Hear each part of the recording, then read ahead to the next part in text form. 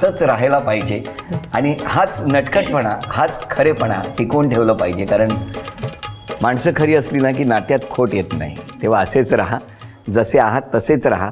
फक्त इथून पुढे दौलताबादला जाताना ह्यांना सांगून जा.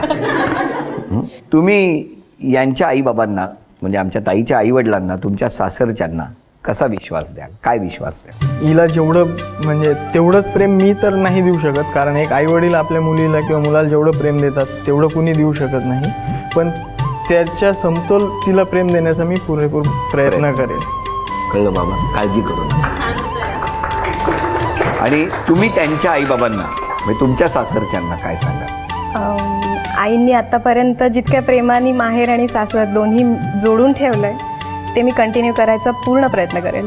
येस येस, फक्त भांडी जरा लांब लांब. आणि ताई, कुणाला मिस करणार खूप? बाबा. हा.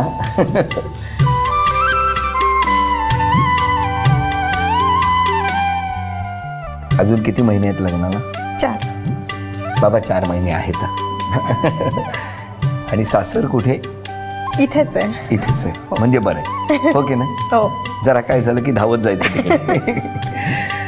तुम्हाला शुभेच्छा देतो. हसत राहा ताई.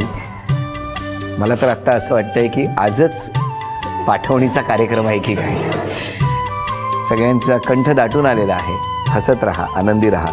तिकडनं बऱ्याच जणांना आयलायनर खराब होऊ नये म्हणून मैत्रिणी रुमाल देऊ पाहत आहेत. आणि असंच प्रेम करा एकमेकांवर असं म्हणत झी मराठीकडून हे चांदीचं नाणं तुमच्यासाठी. आणि सासरी निघालेल्या ताईला तथास्तु पुणे यांच्याकडून नांदा सौख्य बरे असं म्हणत ही पैठणी.